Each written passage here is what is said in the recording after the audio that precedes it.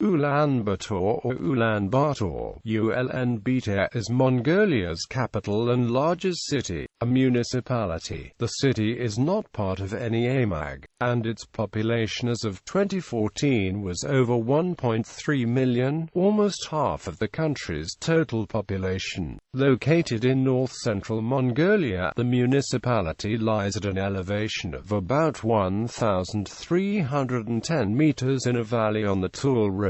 It is the country's cultural, industrial and financial heart, the center of Mongolia's road network and connected by rail to both the Trans-Siberian Railway in Russia and the Chinese railway system. The city was founded in 1639 as a nomadic Buddhist monastic center. In 1778, it settled permanently at its present location, the junction of the Tuul and Selb rivers. Before that, it changed location 28 times, with each location being chosen ceremonially. In the 20th century, Ulan Bator grew into a major manufacturing center. Names and etymology. Ulan Bator has been given numerous names in its history.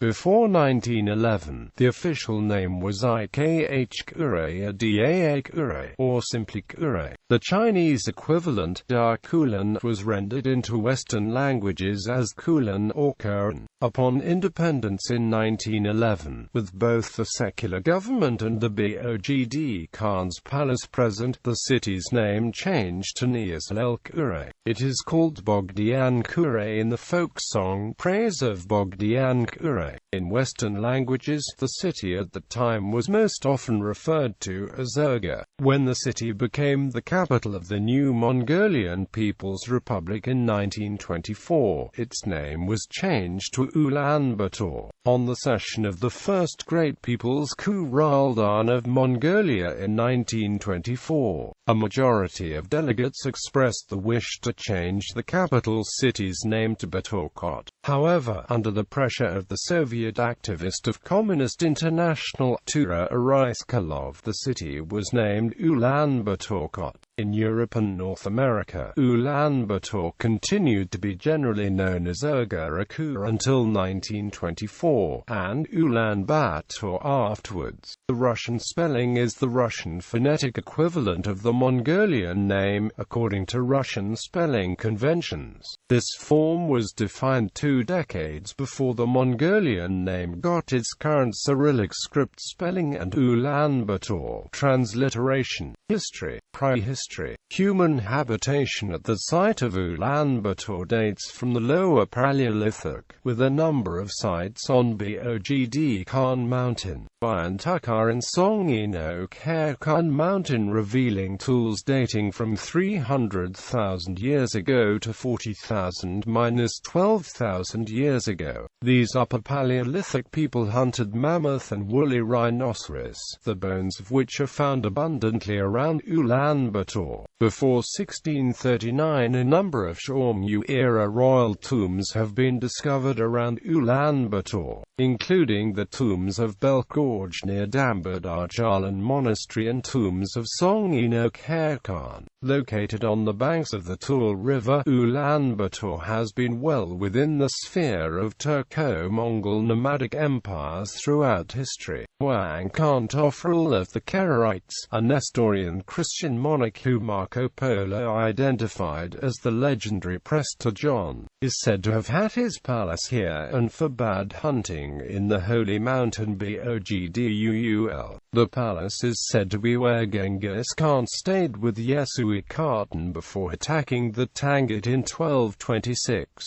Mobile Monastery. Founded in 1639 as a Ute monastery, Ulaanbaatar, originally Orgu, was first located at Lake Shirit Saganyur in what is now Birdsum, Overkamau, around 230 kilometers southwest from the present site of Ulaanbaatar, and was intended by the Mongol nobles to be the seat of the first Jetsundam Barkut II's Zanabazar. In 1651, Ulaanbaatar Zanabasar returned to Mongolia from Tibet and founded 7 aimags in Erga, later establishing 4 more. As a mobile monastery town, it was often moved to various places along the Salinj, Orkhon and Tuul rivers, as supply and other needs would demand. During the Dzunga Wars of the late 17th century, it was even moved to Inner Mongolia. As the city grew, it moved less and less. The movements of the city can be detailed as following: Shirit Sagan Ur, Kosh-Usidik Kanti Mountains, Ogumor, Inner Mongolia, Zetsurligian Erdin Tolgoy, Dagandal, Usansir, Ikh Tamir, Jargaland, even Gol, Kujat, Bulan, Burgaltai, Soniga, Terelj, Uliastai River, Kui Mandal, Kuntsal, Udlake, Ogumor, Selb, Uliastai River, Selb, Kui Mandal and Selb. In 1778, the city moved from Kui Mandal and settled for good at its current location, near the confluence of the Selb and Tuul rivers and beneath Bogd Khan Uul, back then also on the caravan route from Beijing to Kyakhta. One of the earliest Western mentions of Erga is the account of the Scottish traveller John Bell in 1721. What they call the Erga is the court, or the place where the prince and high priest reside, who are always encamped at no great distance from one another. They have several thousand tents about them, which are removed from time to time. The Erga is much frequented by merchants from China and Russia, and other places. By Zanabazar's death in 1723, Erga was the Mongolia's preeminent monastery in terms of religious authority. A council of 7 of the highest-ranking lamas made most of the city's religious decisions. It had also become Outer Mongolia's commercial center. From 1733 to 1778, Erga moved in the vicinity of its present location. In 1754, the Erdene Shanzot Bayamkarat of Erga was given authority to supervise the administrative affairs of the Bogd subjects. It also served as the city's chief judicial court. In 1758, the Qianlong Emperor appointed the Kharkiv Vice-General Sanzai Dorj as the first Mongol Amban of Erga, with full authority to oversee the Kuray and administer well all the Katugtu subjects. In 1761, a second Amban was appointed for the same purpose, a Manchu one. In 1786, a decree issued in Peking gave right to the Erga Ambans to decide the administrative affairs of Tashid Khan and Setsun Khan territories. With this, Erga became the highest civil authority in the country. Based on Erga's Mongol governor Sanzai Dorje's petition, the Qianlong Emperor officially recognized an annual ceremony on Bogd Khan Mountain in 1778 and provided the annual imperial donations. The city was the seat of the Jetsundamba Katugtis, 2 King Ambans, and a Chinese trade town grew 4 trees, or 4.24 kilometers east of the city center at the confluence of the Uliastai and Tuul rivers. By 1778, Erga may have had around 10,000 monks.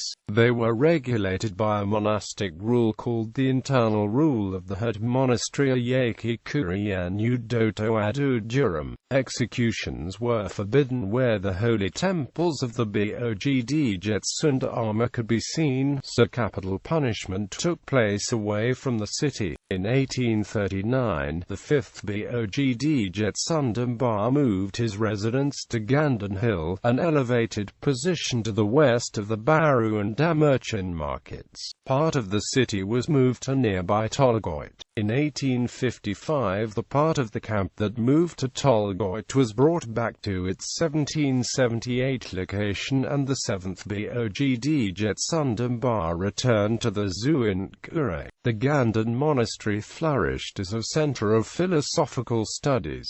Erga and the Kyakhta trade. Following the Treaty of Kyakhta in 1727, Erga was a major point of the Kyakhta trade between Russia and China, mostly Siberian furs for Chinese cloth and later tea. The route ran south to Erga, southeast across the Gobi to Kalgan, and southeast over the mountains to Peking. Erga was also a collection point for goods coming from further west. These were either sent to China or shipped north to Russia via ʻbɑːtər because of legal restrictions and the lack of good trade routes to the west. By 1908 there was a Russian quarter with a few hundred merchants and a Russian club, an informal Russian mayor. East of the main town was the Russian consulate, built in 1863 with an Orthodox church, post office and 20 Cossack guards. It was fortified in 1900 and briefly occupied by troops during the Boxer Rebellion. There was a telegraph line north to ʻbɑːtər and southeast to Kalgan, and weekly postal service along these routes. Beyond the Russian consulate was the Chinese trading post called Meima'ichang, and nearby the palace of the Manchu viceroy. With the growth of Western trade at the Chinese ports, the tea trade to Russia declined. Some Chinese merchants left and wool became the main export. Manufactured goods still came from Russia, but most were now brought from Kalgan by caravan. The annual trade was estimated at 25 million rubles, 9/10 in Chinese hands and 1/10 Russian. Independence and socialist era. The Moscow trade expedition of the 1910s estimated the population of Erga at 60,000 based on Nikolai Przewalski's study in the 1870s.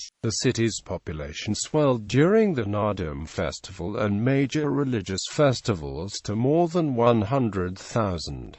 In 1919 the number of monks had reached 20,000, up from 13,000 in 1810.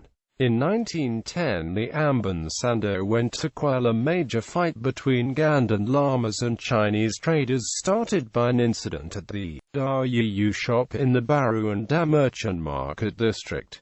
He was unable to bring the lamas under control and was forced to flee back to his quarters. In 1911, with the Qing dynasty in China headed for total collapse, Mongolian leaders in Ikaḥ for Naadam met in secret on Mount Bogd Khan Ulan, resolved to end 220 years of Manchu control of the country. On December 29, 1911, the 8th Jetsundan Barkukta was declared ruler of an independent Mongolia and assumed the title Bogd Khan. As the seat of the Jetsundan Barkukta was the logical choice for the capital of the new state. However, in the tripartite ʻbɑːtər agreement of 1915, Mongolia's status was changed to mere autonomy. In 1919, Mongolian nobles, over the opposition of the Bogd Khan, agreed with the Chinese resident Chen Yi on a settlement of the Mongolian question along Qing-era lines. But before this settlement could be put into effect, ʻbɑːtər was occupied by the troops of Chinese warlord Zhu Shuzhang,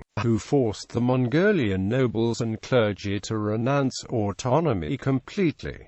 In 1921 the city changed hands twice. First, on February 4, 1921, a mixed Russian-Mongolian force led by White Russian warlord Roman von Ungern-Sternberg captured the city, freeing the Bogd Khan from Chinese imprisonment and killing a part of the Chinese garrison. Baron Ungern's capture of Erga was followed by clearing out Mongolia's small gangs of demoralized Chinese soldiers and, at the same time, looting and murder of foreigners, including a vicious pogrom that killed off the Jewish community. On February 22, 1921, the Bogd Khan was once again elevated the Great Khan of Mongolia in Erga. However, at the same time Baron Ungern was taking control of Erga. A Soviet-supported communist Mongolian force led by Damdin Sukh Bator was forming up in Russia, and in March they crossed the border. Ungern and his men rode out in May to meet Red Russian and Red Mongolian troops, but suffered a disastrous defeat in June. In July, the Communist Soviet Mongolian Army became the second conquering force in 6 months to enter Erga. Mongolia came to the control of the Soviet Russia.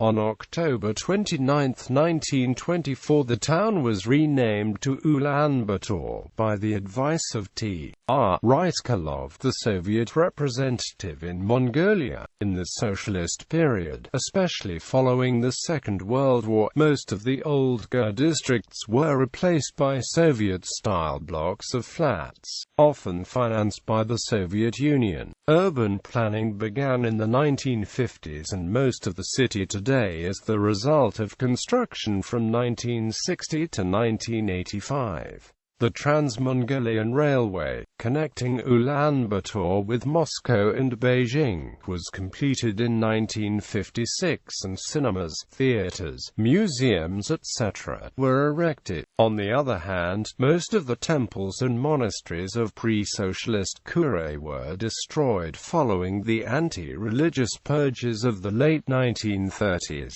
The Ganden Monastery was reopened in 1944 when the U.S. Vice President Henry Wallace asked to see a monastery during his visit to Mongolia. Ulaanbaatar was the site of demonstrations that led to Mongolia's transition to democracy and market economy in 1990. On December 10, 1989, protesters outside the Youth Culture Center called for Mongolia to implement perestroika and glasnost in the full sense. Dissident leaders demanded free elections and economic reform. On January 14, 1990, the protesters, having grown from 200 to over 1,000, met at the Lenin Museum in Ulaanbaatar. A demonstration in Bator Square on January 21 followed. Afterwards, weekend demonstrations in January and February were held, accompanied by the forming of Mongolia's first opposition parties. On March 7, 10 dissidents assembled in Bator Square and went on a hunger strike. Thousands of supporters joined them. More came on March 8, and the crowd grew more unruly. 70 people were injured and 1 killed. On March 9, the Communist Mongolian People's Revolutionary Party government resigned. The provisional government announced Mongolia's first free elections, which were held in July. The MPRP won the election and resumed power. Since Mongolia's transition to a market economy in 1990, the city has experienced further growth, especially in the GER districts, as construction of new blocks of flats had basically broken down in the 1990s. The population has more than doubled to over 1 million inhabitants. This causes a number of social, environmental, and transportation problems. In recent years, construction of new buildings has gained new momentum, especially in the city center, and apartment prices have skyrocketed. In 2008, Ulaanbaatar was the scene of riots after the Mongolian Democratic, Civic Party and Republican parties disputed the Mongolian People's Revolutionary Party's victory in the parliamentary elections. A 4-day state of emergency was declared. The capital was placed under a 2200 to 8 o'clock curfew and alcohol sales ban, following which measures rioting did not resume. This was the first deadly riot in modern Ulaanbaatar's history. In April 2013, Ulaanbaatar hosted the 7th Ministerial Conference of the Community of Democracies, and has also lent its name to the Ulaanbaatar Dialogue on Northeast Asian Security, Geography and Climate. Ulaanbaatar is located at about 1,350 meters above mean sea level, slightly east of the center of Mongolia on the Tuul River, a subtributary of the Salinge, in a valley at the foot of the mountain Bogd Khanul. ʻbăːtər is a broad, heavily forested mountain rising 2,250 meters to the south of Ulan Bator. It forms the boundary between the steppe zone to the south and the forest steppe zone to the north. It is also one of the oldest reserves in the world, being protected by law since the 18th century. The forests of the mountains surrounding Ulan Bator are composed of evergreen pines, deciduous larches and birches, while the riverine forest of the Tuul River is composed of broad-leaved, deciduous poplars, elms and willows. As a point of reference, Ulan Bator lies on roughly the same latitude as Vienna, Munich and Orléans. It lies on roughly the same longitude as Chongqing, Hanoi and Jakarta. Owing to its high elevation, its relatively high latitude, its location hundreds of kilometers from any coast, and the effects of the Siberian anticyclone, Ulan Bator is the coldest national capital in the world, with a monsoon-influenced, cold semi-arid climate that closely borders a subarctic climate and warm summer humid continental. The city features brief, warm summers and long, bitterly cold and dry winters. The coldest January temperatures, usually at the time just before sunrise, are between -36 and -40 degrees Celsius with no wind, due to temperature inversion. Most of the annual precipitation of 267 mm falls from June to September. The highest recorded precipitation in the city was 659 mm at the Ulaanbaatar Astronomical Observatory on Mount ʻbăːtər. Ulan Bator has an average annual temperature of -0.4 degrees Celsius. The city lies in the zone of discontinuous permafrost, which means that building is difficult in sheltered aspects that preclude thawing in the summer, but easier on more exposed ones where soils fully thaw.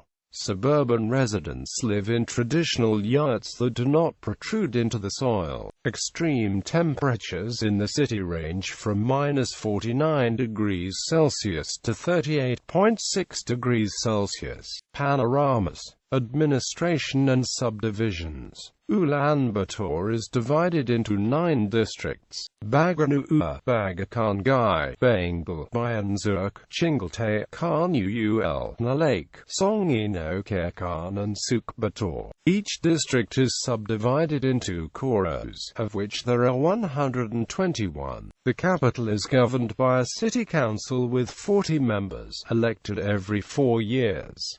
The city council appoints the mayor. When his predecessor became prime minister in January 2006, former city manager Gombojan Mungbaya was elected mayor. Ulan Bator is governed as an independent first-level region, separate from the surrounding aimag. The city consists of a central district built in Soviet 1940s and 1950s style architecture, surrounded by and mingled with residential concrete tower blocks and large districts. In recent years, many of the tower blocks' ground floors have been modified and upgraded to small shops, and many new buildings have been erected, some of them illegally.